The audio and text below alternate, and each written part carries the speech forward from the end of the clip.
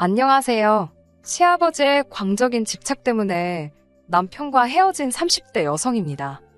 제 나이 25살이 되던 해에 아버지가 돌아가셨고 2년 후 어머니도 돌아가셨습니다. 아버지가 폐암이셨는데 어머니께서 그런 아버지를 오랫동안 간병하셨거든요. 그나마 초반에는 집안 형편이 그렇게 나쁘지는 않아서 간병인도 쓰고 했었는데 치료다 뭐다 돈 들어갈 일이 많아지니까 나중엔 상황이 여의치가 않아서 결국엔 어머니께서 고생을 많이 하셨지요. 제가 돕는다고 돕긴 했으나 어머니가 하신 바에 비하면 세 발의 피에 불과했을 테고요. 아무튼 사정이 그렇다 보니 어머니께서는 정작 당신 스스로는 돌보지 못하셨던 모양입니다. 아버지가 돌아가시고 얼마 지나지 않아 어머니도 심상찮은 증세들을 보이셨거든요. 제 고집과 등살에 못 이겨 어머니께서 모처럼 건강검진을 받게 되셨는데 거기서 암 진단을 받게 될 줄은. 저는 어머니 건강을 걱정하면서도 설마 암일 거라곤 상상도 못했기에 저나 어머니나 충격이 무척 컸지요. 어머니께서는 암 진단을 받고 정확히 9개월 만에 세상을 떠나셨습니다. 아버지 때와 달리 제대로 치료도 받지 못하셨어요. 그나마 하나 있던 집을 담보로 대출까지 끌어다 아버지 치료에 쏟아부었던 터라. 게다가 친정부모님은 두 분 다 보육원 출신이셨기에 도움을 요청할 만한 친척도 한 명 없었지요. 저 역시 외동딸이었기 때문에 많은 일들을 혼자 처리해야 했고 이래저래 참으로 서글픈 상황이었네요. 어머니 휴대폰에는 몇 안 되는 지인들의 연락처가 있었고 그분들만 모시고 간단히 장례를 치렀습니다. 마음을 제대로 추스릴 새도 없이 평소와 다름없이 출근을 했습니다. 어려서부터 소심하고 낯을 많이 가리던 저는 원래 주변 사람들한테 아쉬운 소리를 하는 데 있어 익숙하지 않았어요. 그래서인지 어머니가 돌아가셨다는 이야기도 쉽게 꺼낼 수가 없더라고요. 갑자기 자리를 왜 비웠었냐, 얼굴색은 왜 이렇게 안 좋냐는 동료의 걱정에도 그냥 몸이 안 좋아서 그렇다며 둘러대는 게 전부였달까요. 하지만 제 그런 거짓말을 꿰뚫어본 사람이 있었으니 바로 남편이었습니다.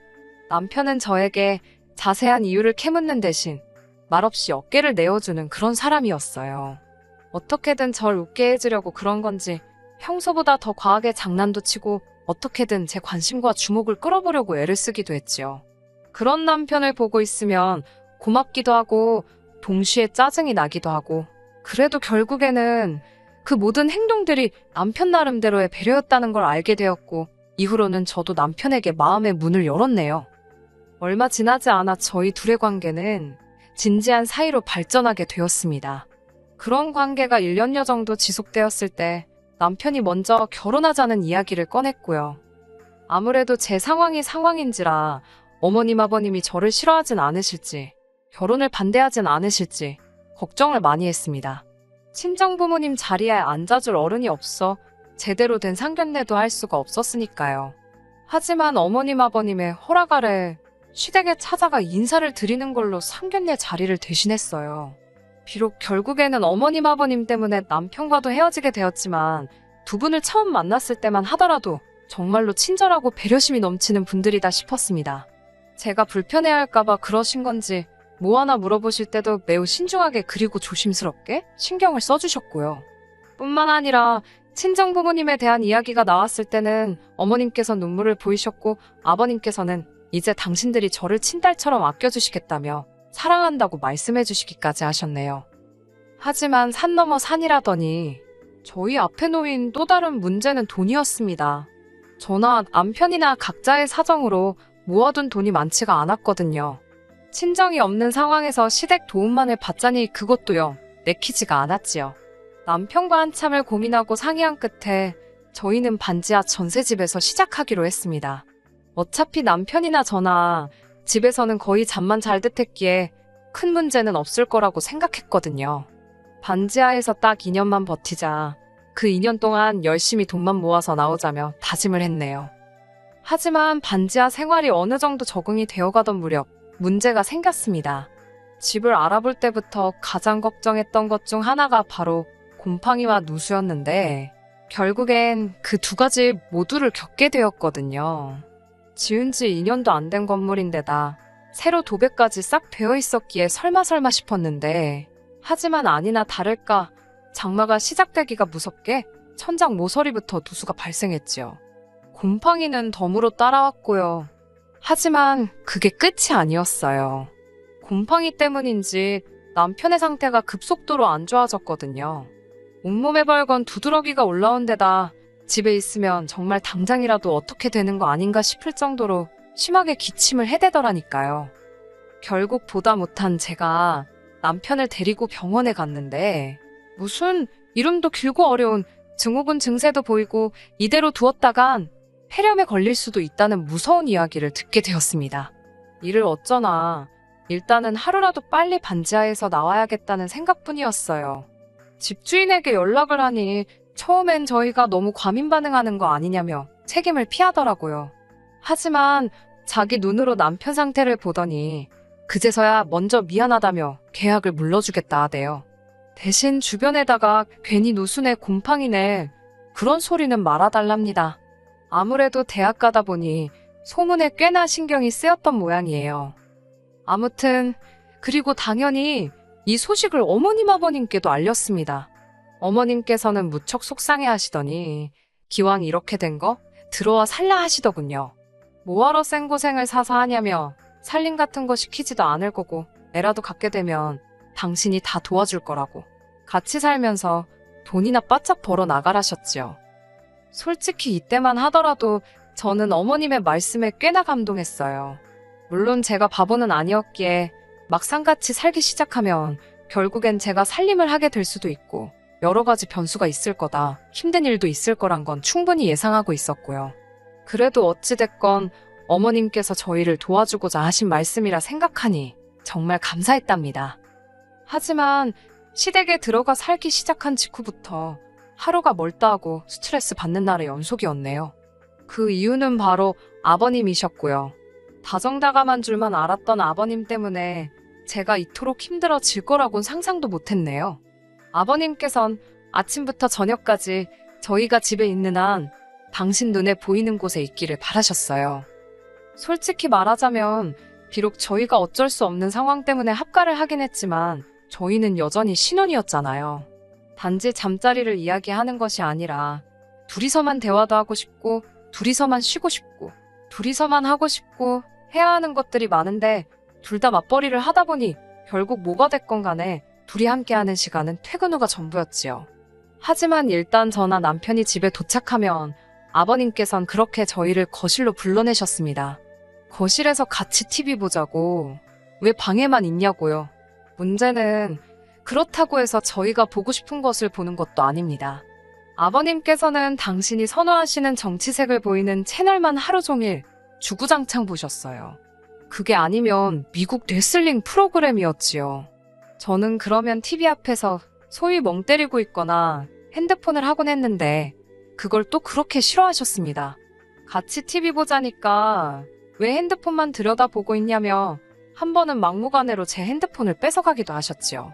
제가 너무 놀라기도 했고 기분도 나빠서 아버님을 쳐다보니 그러니까 하지 말라는 짓을 왜 하냐면서 예의를 지키랍니다. 아버님의 간섭은 이뿐만이 아니었습니다. 어쩌다 남편과 제가 둘이 모임에라도 가는 날이면 아버님이 나서서 저희의 옷차림을 단속하셨어요. 모임의 성격이나 장소에 따라 저희가 어련히 알아서 잘 챙겨 입고 가겠어요. 한 번은 현관에서 신발을 신던 저를 붙들고는 옷을 왜 이렇게 입었냐, 사구려처럼 보인다 어쩐다, 가서 저번에 입었던 걸로 바꿔 입고 와라. 더 짜증이 났던 건 그런 아버님의 행동이 남편이 보기엔 며느리를 너무 예뻐해서 그러는 것 같답니다. 심지어 정말로 저희가 모임에 가는 건지 아니면 당신만 따돌리고 둘이서 어디 놀러라도 가는 건 아닌지 그걸 감시하려고 몰래 저희 뒤를 밟으신 적도 있답니다. 저는 놀라다 못해 소름이 다 끼치던데 정작 남편은 아버님이 은퇴하시고 집에만 계시니 심심해서 저러신가 보다며 다음에는 아버님도 모시고 같이 어디 놀러라도 가자고 하더라고요. 제가 황당해서 어머님 계시지 않냐, 두 분 사이가 나쁜 것도 아닌데 도대체 왜 이러시는지 모르겠다 하니까 남편도 그러면 어머님도 모시고 가자는 뚱딴지 같은 소리나 하더라니까요. 그러다 제가 그 집에서 나와야겠다고 결심을 하게 된 결정적인 사건이 터졌습니다. 같이 살기 시작하고 얼마 지나지 않아서부터 아버님께서는 저를 딸내미라고 부르기 시작하셨습니다. 그러면서 당신에게 아빠라고 부르고 어머님께 엄마라고 부르길 바라는 눈치셨어요. 실제로 제 주변에 시집간 친구들 중에도 자기 시부모님께 아빠 엄마라고 부르는 친구들도 있긴 하지만 이상하게 전 그 말이 입에서 나오지 않더라고요. 돌아가신 부모님께 괜히 죄송스럽기도 했고 뭐라고 말로 정확히 표현할 수는 없었지만 불편했어요. 그래서 안 했습니다. 그런 와중 하루는 아버님께서 친구분들과 저녁 약속이 있다 하셨습니다. 그날따라 남편은 야근으로 늦는다고 했고 어머님은 진작에 주무신다 하셨기에 아버님의 연락을 받고 저 혼자 마중을 나갔지요. 아주 늦은 시간도 아니었는데 아버님께서는 꽤나 취하신 듯 했습니다. 저를 보시더니 우리 딸내미가 아빠 마중 나왔네 그러시는데 제가 성격이 능글맞지가 못해서 떨떠름하게 웃기만 했어요. 그랬더니 아버님께서 너는 나를 무시하냐며 갑자기 주먹으로 제 머리를 쥐어박으셨어요. 제가 너무 놀라서 아버님을 쳐다보니 뭘 잘했다고 쳐다보냐며 한 대 더 쥐어박으시더라고요. 어처구니가 없고 너무 화가 나서 아버님 왜 이러시냐고 저도 모르게 소리를 질렀습니다. 그러자 아버님께서도 저더러 저 눈깔 좀 보라며 그 말을 하시는 아버님 표정이 얼마나 살벌하던지 놀란 제가 쟁걸음으로 먼저 도망치듯 집으로 들어갔습니다. 곧바로 아버님이 뒤따라 들어오는 소리가 들렸는데 제 심장이 터질 것처럼 빠르게 뛰대요. 집에 어머님이 계신다는 걸 알면서도 아버님의 존재 자체가 너무 무섭게 느껴졌어요. 아버님과 간발의 차로 제가 먼저 방문을 잠그니 아버님께서 너 이리 좀 나와보라며 너는 아빠 알기를 우습게 아냐고 고래고래 소리를 지르셨습니다. 덜덜 떨리는 손으로 남편에게 전화를 거는 그때 아버님의 소란에 어머님이 잠에서 깨셨는지 어머님 목소리가 들렸어요. 어머님께서 이게 다 무슨 일이냐며 방문 너머로 저에게 물으셔서 아버님이 무서워 죽겠다 했습니다. 그러자 어머님이 아버님께 한 소리를 하시는 듯 했는데 뒤이어 어머님의 악하는 소리와 함께 쿵소리가 들렸습니다. 그리고는 바로 또 뭔가 던져지고 깨지고 아무래도 두 분이 싸우시는 것 같았지요. 남편에게 빨리 집에 오라고 아무래도 아버님이 어머님을 때리시는 것 같다 하니까 남편이 무슨 일 있었냐고 묻더라고요. 저는 그런 걸 설명할 시간이 어딨냐고 아버님이 무서워서 내가 방에 숨었더니 어머님이 아버님한테 나 대신 한마디 해주시려다 저렇게 된 것 같다고 했어요. 솔직히 당시의 기억이 아주 선명하지는 않아요. 그 정도로 충격이 컸기 때문이겠지요. 남편이 오려면 좋게 1시간은 걸릴 것 같았고 어머님의 상태가 걱정된 저는 결국 경찰을 불렀습니다. 한 20여 분 지났을 무렵 경찰이 왔고 제가 잽싸게 뛰어나가 현관을 열었어요.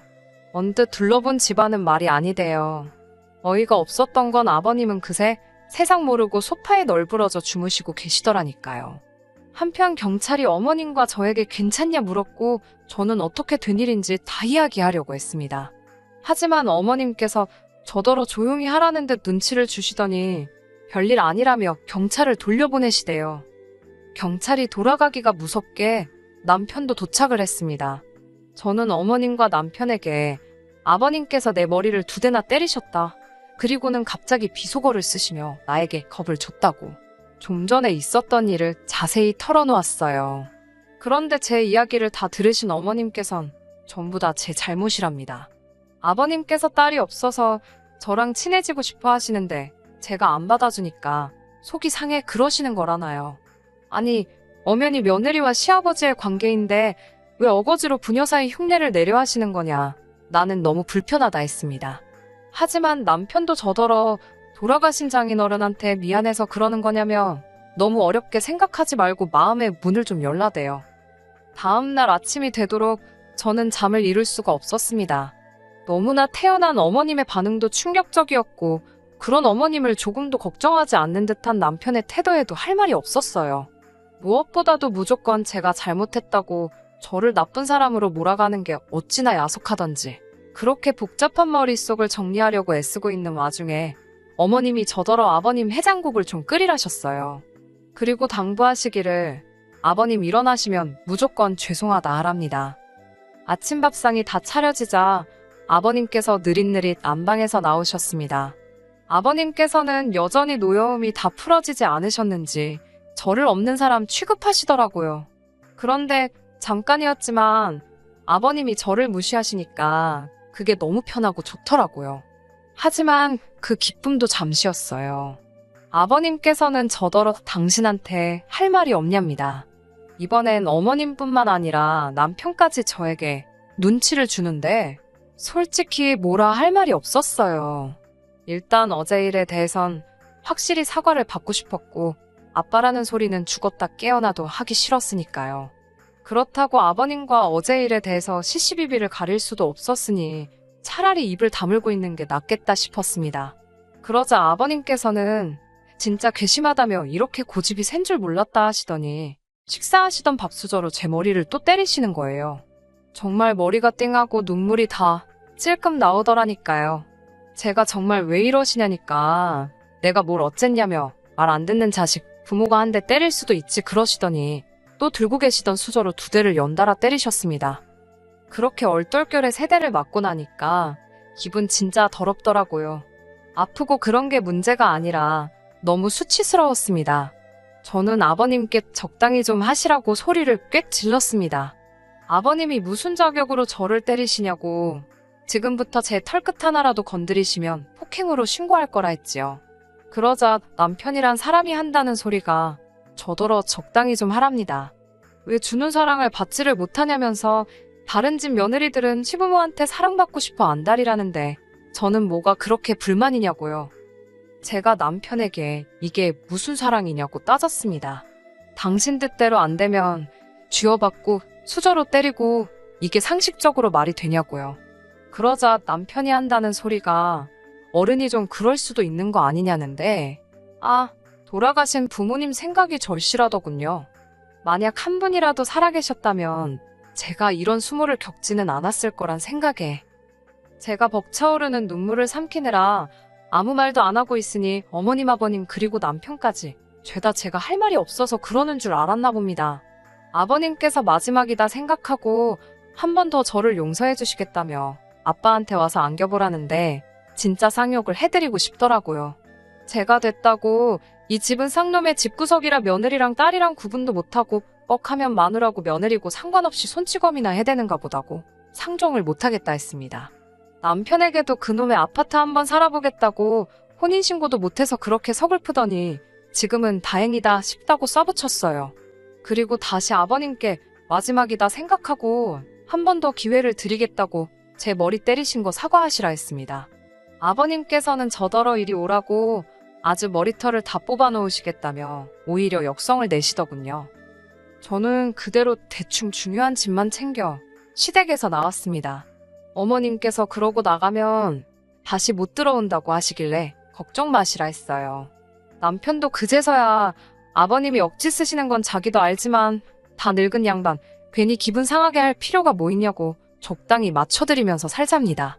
그러다 어머님 아버님 2분 다 돌아가시면 이 재산 다 자기가 받을 거고 그러면 제 거나 마찬가지라나요. 자식 새끼라곤 지 하나뿐인데 그런 인간이 부모님 돌아가실 날만 기다리는 모양새라니.